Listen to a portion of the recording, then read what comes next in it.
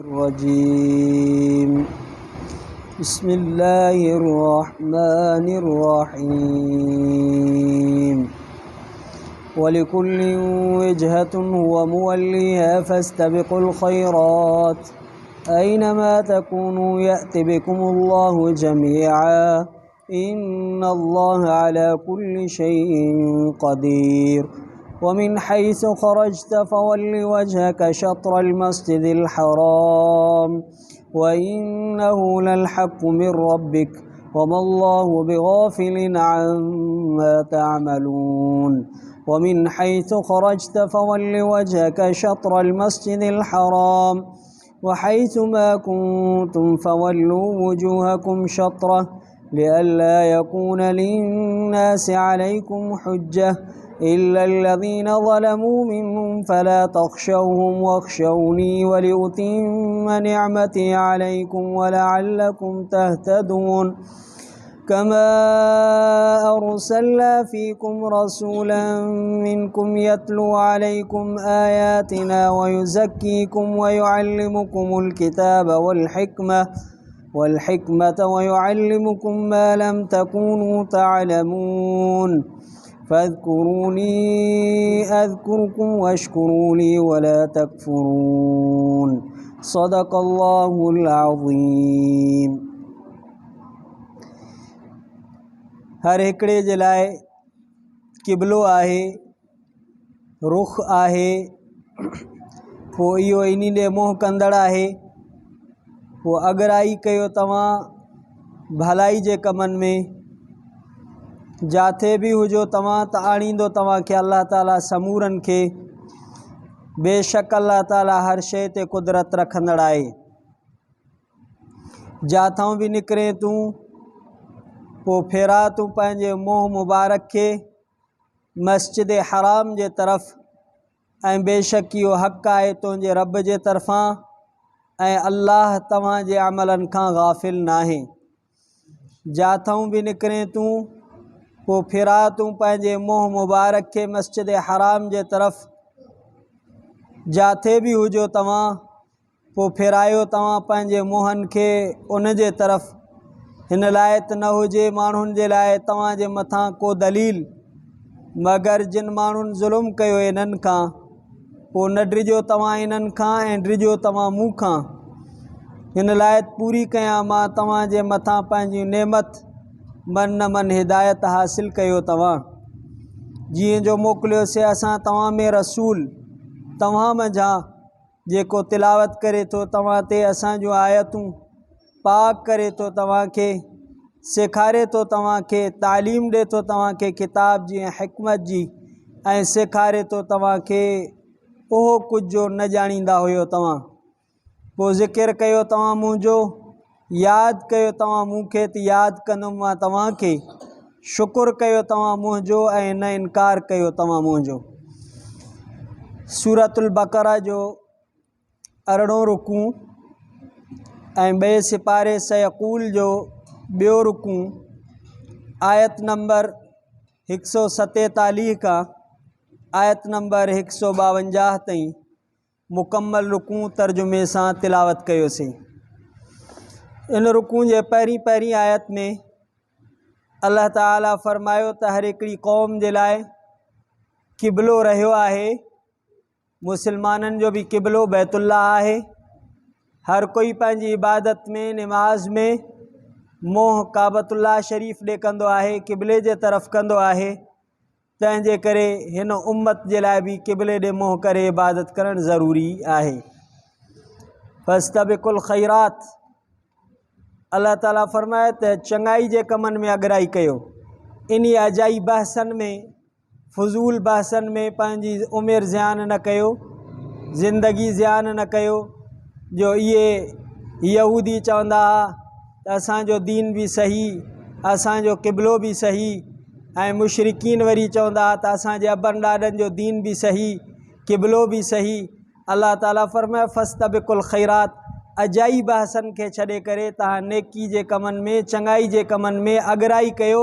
मतां इहो मौक़ो वरी ज़िंदगी में न मिले। नमाज जो मौक़ो मिली वञे उन में देर न कयो। रोज़े जो मौक़ो मिली वञे उन में देर न कयो। हज जो, ज़कात जो, ज़िंदगी में जंहिं बि अमल साले जो मौक़ो मिले जल्दबाज़ी माण्हू करे, जल्दी में इहो अमल साले करे वठे, अलाए सुभाणे इहो मौक़ो मिले अलाए न मिले।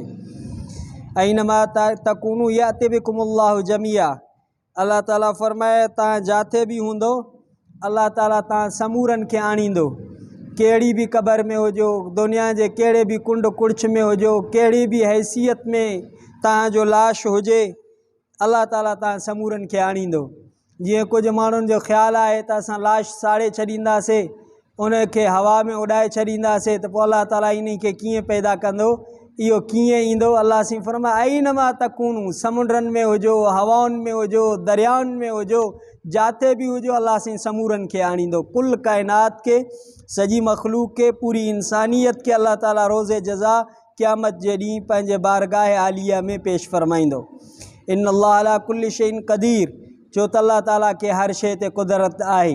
जेको इंसान हुयो ई कोन उनखे पैदा कई, बाक़ी मुअल इंसान, सड़ियल इंसान, ॻरियल इंसान, दरिया जे पेट में, समुंड जे पेट में, हवाउनि में, कहिड़ी बि सूरत ऐं शक्ल में हुजे, अल्लाह ताला उनखे पैदा फरमाए उनखे क़यामत जे ॾींहुं पाण वटि जमो कंदो ऐं उनखे पंहिंजे आॾो पेश कंदो।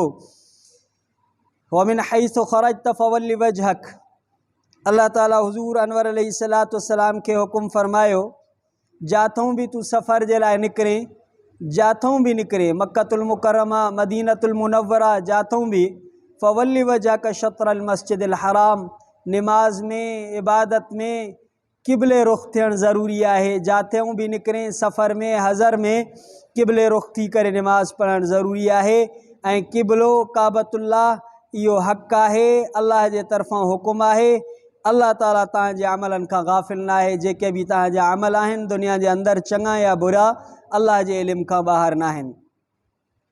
वमिन हैसु ख़रजत फवल्लि वजहक शत्रल मस्जिदिल हराम, मुशरिकीन मक्का ईअं पिया चवनि त हुज़ूर सल्लल्लाहु अलैहि वसल्लम 16 या 17 महीना बैतुल मुक़द्दस जे तरफ़ नमाज़ पढ़ण खां बाद में वरी क़िबले ॾे, बैतुल्लाह ॾे मुंहुं करे नमाज़ पढ़नि था। माना हाणे असांजे क़िबले जे तरफ़ मोटी आया आहिनि, असांजे अबनि ॾाॾनि जे क़िबले जे तरफ़ मोटी आया आहिनि। हाणे अनक़रीब जेको आहे असांजे अबनि ॾाॾनि जे दीन जे तरफ़ बि मोटी ईंदा। अल्लाह ताला फरमायो त जाथों बि तूं निकिरे, तूं पंहिंजे मुंहं खे मस्जिद हराम जे तरफ़ फेर। माना इहो अल्लाह जो हुकुम आहे। हुज़ूर सल्लल्लाहु अलैहि वसल्लम पंहिंजे मंशा सां, पंहिंजे ख़्वाहिश सां क़िबले जे तरफ़ मुंहुं न फरमायो या बैतुल मुक़द्दस जे तरफ़ 17 महीना पंहिंजे जेको आहे सोच वीचार सां न, बल्कि अल्लाह ताला जे हुकुम सां इहो अमल कयो। वहैसुमा कुंतुम फवल्लू वुजूहकुम शत्रा, अल्लाह ताला पूरी उम्मत के भी हुकुम फरमाए, जाथे भी तव्हां हुजो, जंहिं भी मुल्क में हुजो, हाणे नमाज जे लाइ क़िबलो रुख़ हुजणु ज़रूरी आहे। तव्हांजी इबादत, तव्हांजी नमाज क़िबले जे तरफ़ हूंदी, इहो हुकुम आहे पूरी उम्मत मुस्लिमा के। लिअल्ला यकून लिन्नास अलैकुम हुज्जा, ताकि माण्हुनि खे तव्हांजे मथां को हुज्जत न हुजे, का दलील न हुजे। बाक़ी ज़ालिम माण्हू इहे त पिया बहस कंदा, इहे अजाई ॻाल्हियूं कंदा पिया, फुज़ूल ॻाल्हियूं कंदा पिया, एतिराज़ात कंदा पिया। फला तख़्शौहुम, अल्लाह सी फरमाए इन्हनि खां न डिॼो, अहिड़नि माण्हुनि खां न डिॼो। फला तख़्शौहुम, इन्हनि खां डिॼण जी ज़रूरत कोन्हे का। इन्हनि जा एतिराज़ात हलंदा पिया, इन्हनि जा बहस मुबाहिसा हलंदा पिया। वख़्शौनी, ख़ौफ़ तव्हांखे दिलि में धारणो आहे त मूं अल्लाह जो धारियो, बसि। जंहिंजे दिलि में अल्लाह जो ख़ौफ़ आहे, अल्लाह जो ड्रिज आहे, पूरी काइनात खां बेख़ौफ़ थी वञे, अल्लाह जो रुगो ड्रिज धारे, अल्लाह जो ख़ौफ़ धारे, पूरी काइनात खां हिफ़ाज़त करण वारी ज़ात अल्लाह ताला जी आहे। वलियुतिम्म निअमती अलैकुम, ताकि मां पंहिंजी नेमत तव्हां ते पूरी कयां। वलअल्लकुम तहतदून, तव्हांखे मन न मन हिदायत हासिल थिए। नेमतूं अल्लाह ताला जूं इतमाम ते तॾहिं पहुचंदियूं, पूरियूं तॾहिं थींदियूं जॾहिं इंसान जे अंदरि ख़ौफ़ ख़ुदा हूंदो। गुनाहनि खां बचंदो माण्हू ख़ौफ़ ख़ुदा सां, आमाल सालिहा कंदो जॾहिं उन जे अंदरि ख़ौफ़ ख़ुदा हूंदा।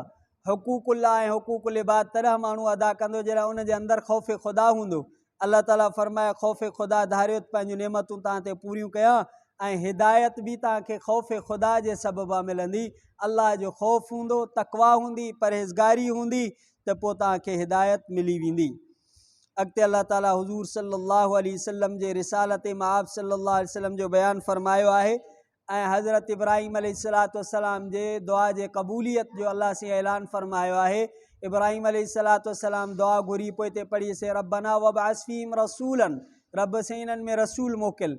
अल्लाह से उनजो जवाब फरमाए कमा अरसलना फीकुम रसूला, जीअं असां तव्हां में रसूल मोकिलियोसीं, यतलू अलैकुम आयातिना, रसूल जेको तव्हां ते असांजो आयतूं तिलावत करे थो। रसूल वटि निसाब हुयो क़ुरान, उहो क़ुरान माण्हुनि खे ॿुधाईंदो, क़ुरान जी तबलीग कंदो, क़ुरान जा अहकाम सेखारींदो। पहिरें नंबर ते मुसलमाननि जी तरबियत जे लाइ वॾे में वॾो अहम तरीन किताब क़ुरान शरीफ़ आहे, जंहिंसां इंसान में सुधारो अचे थो। यतलू अलैहिम आयातिना, इन्हनि ते असांजो आयतूं तिलावत करे थो। ऐं नबी सल्लल्लाहु अलैहि वसल्लम जे सुनन हुदा मंझां हुज़ूर सल्लल्लाहु अलैहि वसल्लम जी हमेशह वारी सुन्नत मां क़ुरान शरीफ़ जी तिलावत पाण करीम सल्लल्लाहु अलैहि वसल्लम तिलावत फरमाईंदा हुआ, बाक़ाइदा तिलावत फरमाईंदा हुआ, एहतिमाम सां फरमाईंदा हुआ। नवाफ़िल में त साईं जेको आहे बकरा बि पढ़ंदा हुआ, आल इमरान बि पढ़ंदा हुआ, एतिरी तिलावत फरमाईंदा हुआ। ऐं अॼु असां मुसलमाननि जे अंदरि न घरनि में तिलावत, न पाण में तिलावत, न जेको आहे असां मस्जिद में वेही करे तिलावत जो एहतिमाम कयूं था, न इज्तिमाई न इनफरादी। हालांकि हुज़ूर सल्लल्लाहु अलैहि वसल्लम जे बैसत जे मक़सदनि में अल्लाह ताला अव्वलीन मक़सद में इहो ॿुधायो पाण करीम सल्लल्लाहु अलैहि वसल्लम उम्मत जे मथां क़ुरान शरीफ़ जो आयतूं तिलावत कनि था। वयु ज़क्कीहिम, ॿिए नंबर ते आहे तज़कियो, पाकाई, एतिक़ादात जी पाकाई, आमाल जी पाकाई, दिल जा जेके अक़ीदा आहिनि उहे पाक साफ़ थी वञनि, तज़कियो थी वञे, शिरक निकिरी वञे, कुफुर निकिरी वञे, हसद बुग़्ज़ अंदर जा जेके बि आहिनि उहे निकिरी वञनि, इन्हनि जो तज़कियो, ज़ाहिरी आमाल जो तज़कियो। वयुअल्लिमुहुमुल किताब, हुज़ूर सल्लल्लाहु अलैहि वसल्लम जे बअसत जो टियों मक़सदु आहे तालीम किताब। तालीम किताब आहे क़ुरान शरीफ़ जी तालीम। हाणे असां मुसलमान ॾिसूं त असां पंहिंजे बच्चनि खे तालीम किताब केतिरी था ॾियूं, क़ुरान जी तालीम असां केतिरी था ॾियूं। आया असां पंहिंजे औलाद खे क़ुरान जी तालीम कॾहिं तर्जुमो कॾहिं तफ़सीर सेखारियो आहे? कुझु बि न। या पाण कॾहिं सिखियो आहे? नबी सल्लल्लाहु अलैहि वसल्लम जे 3 नंबर ते मक़सद में अल्लाह से बयान फरमाया तालीम किताब क़ुरान शरीफ़ जी तालीम, वल हिकमा, दानाई, शरीयत, इहे ॻाल्हियूं। वयुअल्लिमुकुम मा लम तकूनु तालमून, अल्लाह ताला फरमायो त नबी सल्लल्लाहु अलैहि वसल्लम तव्हांखे उहा तालीम सेखारींदो, उहो इल्मु सेखारींदो, मालम तकूनु तालमून, जेको तव्हांखे इल्मु कोन हुयो। हिन क़ुरान जो इल्मु असांखे क़ुरान जे पढ़ण खां पहिरियों, नबी सल्लल्लाहु अलैहि वसल्लम जे नाज़िल थियण खां पहिरियों असांखे इहो इल्मु कोन हुयो। क़बर जो इल्मु कोन हुयो, हशर जो इल्मु कोन हुयो, जन्नत जो इल्मु कोन हुयो, जहन्नम जो इल्मु कोन हुयो, अल्लाह जे वहदानियत जो इल्मु कोन हुयो, असांखे कोई बि इल्मु कोन हुयो। अल्लाह से फरमाया तव्हांखे अल्लाह अहिड़ो इल्मु सेखारियो नबी सल्लल्लाहु अलैहि वसल्लम जे ज़रिए सां जंहिंजो तव्हांखे इल्मु हुयो ई कोन। आख़िरी आयत में अल्लाह ताला फरमायो फ़ज़कुरूनी अज़कुरुकुम, मूंखे यादि कयो त मां बि तव्हांखे यादि कयां। हदीस पाक में ईंदो आहे, नबी सल्लल्लाहु अलैहि वसल्लम फरमाइनि था, हदीस कुदसी आहे, अल्लाह ताला फरमाए थो अना इंद ज़न्नि अब्दी बी, मां पंहिंजे बाने जे गुमान वटि आहियां। मूंखे अकेलो यादि कंदो त मां अकेलो यादि कंदोमांसि, मूंखे का मजलिस में यादि कंदो त मां भली मजलिस में यादि कंदोमांसि, माना मलाइकनि जी मजलिस में उनखे यादि कंदुमि। फ़ज़कुरूनी अज़कुरुकुम, मुंहिंजो ज़िकिर कयो, मूंखे यादि कयो त मां बि तव्हांखे यादि कयां। अलाह जो ज़िकिर छा आहे? अलाह जो ज़िकिर आहे अलाह जी फर्मा बरदारी, अलाह जे अहकामनि जी बजावरी, अलाह जे नाफ़रमानी खां पाण खे रोकणु ऐं अलाह खे यादि करणु हमेशह ज़िकिर। क़ुरान शरीफ़ में ईंदो आहे, ॿी आयत में आहे, अलाह जा नेक बाना सुम्हंदे वेहंदे घुमंदे फिरंदे अलाह ताला खे यादि कनि था। ऐं नबी सल्लल्लाहु अलैहि वसल्लम फरमायो, जेको अलाह खे यादि करे थो उन जो मिसाल ईअं थो ॼण ज़िंदा, जेको अलाह जो ज़िकिर नथो करे, अलाह खे यादि नथो करे, उन जो मिसाल आहे मुर्दा। मुर्दो कहिड़े कम जो आहे? मुर्दो कंहिं ई कम जो कोन्हे, भली असां शक्ल ज़िंदगी वारी हुजे पर अलाह जो ज़िकिर न आहे, या मुर्दगी वारी ज़िंदगी आहे। अल्लाह ताला फरमाए फ़ज़कुरूनी अज़कुरुकुम, मूंखे यादि कयो त मां बि तव्हांखे यादि कयां। वशकुरूली वला तकफुरून, मुंहिंजो शुकुर कयो, मुंहिंजो इनकार न कयो। ॿी जॻह ते अल्लाह ताला फरमाए ला इन शकरतुम ला अज़ीदन्नकुम, मुंहिंजो शुकुर कंदो त वधाईंदोमांव, मुंहिंजो इनकार कंदो त पोइ वधंदो कोन, खुटंदा वेंदो। अल्लाह ताला जो हमेशह शुकुर करणु घुरिजे। अल्लाह ताला जे नेमतुनि जी नाशुक्री खां अल्लाह ताला असांखे बचाए। इंशाअल्लाह ज़िंदगी रही त वरी सुभाणे ॿियो रुकू तिलावत कंदासीं। रब्बना आतिना फ़िद दुनिया हसनतुम व फ़िल आख़िरति हसनतुम व क़िना अज़ाबन्नार। अल्लाहुम्मा इन्नका अफ़ूवुन करीमुन तुहिब्बुल अफ़्व फ़अफ़ु अन्ना। रब्बना तक़ब्बल मिन्ना इन्नका अंतस समीउल अलीम व तुब अलैना इन्नका अंतत तव्वाबुर रहीम। सल्लल्लाहु तआला अला खैर खल्क़ि मुहम्मद सल्लल्लाहु अलैहि वसल्लम व अला आलिहि व अस्हाबिहि व ज़ुर्रिय्यतिहि अल बैति अजमईन बिरहमतिका या अरहमर राहिमीन। ला इलाहा इल्लल्लाह मुहम्मद रसूलुल्लाह सल्लल्लाहु अलैहि वसल्लम।